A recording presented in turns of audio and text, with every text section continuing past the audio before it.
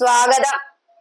300ഓളം പേരുടെ മരണത്തിനിടയാക്കിയ വയനാട് ഉരുൾപൊട്ടൽ ദുരന്തം കഴിഞ്ഞ് 2 മാസം പിന്നിട്ടിട്ടും കേന്ദ്ര സഹായം അനുവദിക്കാതെ കേന്ദ്ര സർക്കാർ. ദേശീയ ദുരന്ത പ്രതികരണയിൽ നിന്ന് വിഹിതം അനുവദിച്ച് തിങ്കളാഴ്ച ഇറങ്ങിയ ധനസഹായ പട്ടികയിലും കേരളം ഉൾപ്പെട്ടില്ല. 3 സംസ്ഥാനങ്ങൾക്ക് സംസ്ഥാന ദുരന്ത പ്രതികരണ നിധിയിലേക്ക് മുൻകൂറായി 675 കോടി രൂപ കൈമാറാനുള്ള ഉത്തരവാണ് തിങ്കളാഴ്ച ഇറങ്ങിയത്. 56 വർഷം മുമ്പ് സൈനിക വിമാനം തകർന്ന് കാണാതായ മലയാളി സൈനികന്റെ മൃതദേഹം കണ്ടെത്തി.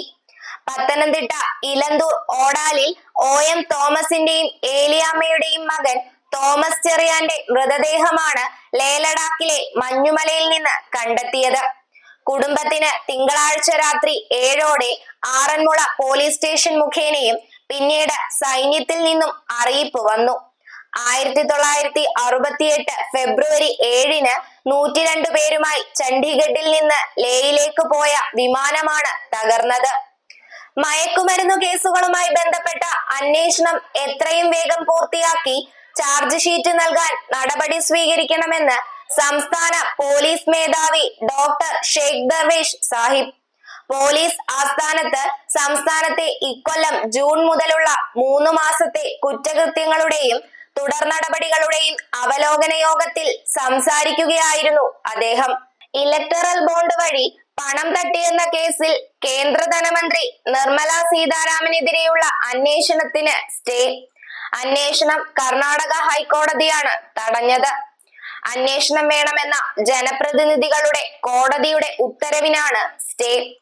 ഇലക്ടറൽ ബോണ്ട് കേസിൽ നിർമ്മല സീതാരാമന്റെ കൂട്ടുപ്രതികൾക്കെതിരെയും അന്വേഷണമില്ല. പ്രായപൂർത്തിയാകാത്തവർക്ക് ലൈംഗിക ഉദ്ദേശത്തോടെയല്ലാതെ ചാറ്റുകളും മെസ്സേജുകളും അയക്കുന്നത് പോക്സോ നിയമത്തിന്റെ പരിധിയിൽ വരില്ലെന്ന് ഹൈക്കോടതി. വെറുതെ സന്ദേശങ്ങൾ അയച്ചു എന്നതിന്റെ പേരിൽ പോക്സോ, ഇന്ത്യൻ ശിക്ഷാ നിയമം തുടങ്ങിയ വകുപ്പുകൾ പ്രകാരം കുറ്റക്കാരനായി കാണാനാവില്ലെന്ന് ജസ്റ്റിസ് A ബദറുദ്ദീൻ വ്യക്തമാക്കി. 17 വയസ്സുകാരിയുമായി ഫോണിൽ ചാറ്റ് ചെയ്തതിനും സന്ദേശങ്ങൾ അയച്ചതിനും എറണാകുളം സ്വദേശിയായ 24-കാരനെതിരെ രജിസ്റ്റർ ചെയ്ത കേസിന്റെ തുടർ നടപടികൾ റദ്ദാക്കിയാണ് ഉത്തരവ്. വിനോദസഞ്ചാരികൾ, വിദഗ്ധ തൊഴിലാളികൾ, വിദ്യാർത്ഥികൾ ഉൾപ്പെടെയുള്ള ഇന്ത്യക്കാർക്കായി 2,50,000 വിസ സ്ലോട്ടുകൾ തുറന്നെന്ന് ഇന്ത്യയിലെ US എംബസി തിങ്കളാഴ്ച പ്രസ്താവനയിലൂടെ അറിയിച്ചു. ഇന്ത്യ അമേരിക്ക ബന്ധം ഊഷ്മളമാക്കുന്നതിന്റെ ഭാഗമായുള്ള നടപടി യാത്രകൾ സുഗമമാക്കുമെന്നും പുതിയ സ്ലോട്ടുകൾ ലക്ഷക്കണക്കിന് ഇന്ത്യൻ അപേക്ഷകരെ സമയബന്ധിതമായി അഭിമുഖം നടത്താൻ സഹായിക്കുമെന്നും എംബസി പ്രസ്താവനയിലൂടെ അറിയിച്ചു. കോട്ടയം വേണാട് എക്സ്പ്രസിലെ തിരക്കിനിടയിൽ വീണ്ടും യാത്രക്കാരി കുഴഞ്ഞു വീണു. തിങ്കളാഴ്ച രാവിലെ 8 മണിക്ക് ചങ്ങനാശ്ശേരിയിൽ നിന്ന് ആലുവയിലേക്ക് യാത്ര ചെയ്ത ജോവിറ്റയാണ് തലകറങ്ങി വീണത്. സഹയാത്രികർ പ്രഥമ ശുശ്രൂഷ നൽകി. ഇക്കഴിഞ്ഞ ആഴ്ചയിലും വേണാടിൽ യാത്രക്കാർ കുഴഞ്ഞു വീണിരുന്നു. കെട്ടിടത്തിന് വൈദ്യുതി കണക്ഷൻ നൽകാൻ 250 രൂപ കൈക്കൂലി വാങ്ങിയ കേസിൽ KCB ഓവർസിയർക്ക് 5 വർഷ കഠിന തടവും 50,000 രൂപ പിഴയും ശിക്ഷ വിധിച്ചു. കോഴിക്കോട് കൊയിലാണ്ടി KCB മേജർ സെക്ഷനിലെ ഓവർസിയർ ആയിരുന്ന K രാമചന്ദ്രനെതിരെയാണ് കോഴിക്കോട് വിജിലൻസ് കോടതി ശിക്ഷ വിധിച്ചത്. കടലാക്രമണത്തിൽ നിന്ന് രക്ഷ നേടുന്നതിനു വേണ്ടി പൂന്തുറയിൽ സ്ഥാപിക്കുന്ന ജിയോ ട്യൂബ് പദ്ധതി ഏപ്രിലിൽ പൂർത്തിയാകും. 5 ഘട്ടമുള്ള പദ്ധതിയുടെ 2 എണ്ണം പൂർത്തിയായി.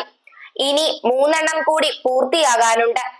ചൈനയിലെ നാഷണൽ ഇൻസ്റ്റിറ്റ്യൂട്ട് ഓഫ് ഓഷ്യൻ ടെക്നോളജിയുടെ സാങ്കേതിക സഹായത്തോടെ തീരദേശ വികസന കോർപ്പറേഷനാണ് പദ്ധതി നടപ്പാക്കുന്നത്.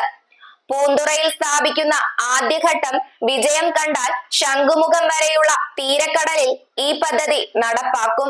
തന്ത്രപ്രധാനമായ തുമ്പ VSSC റോക്കറ്റ് ലോഞ്ചിംഗ് സ്റ്റേഷനു സമീപം കടൽ തീരത്ത് ഭരണിയുടെ ആകൃതിയിൽ കൂറ്റൻ സിലിണ്ടർ കണ്ടെത്തിയത് ആശങ്ക പരത്തി. വിവിധ സുരക്ഷാ ഏജൻസികൾ സ്ഥലത്തെത്തി പരിശോധന നടത്തിയതോടെയാണ് ആശങ്കയൊഴിഞ്ഞത്.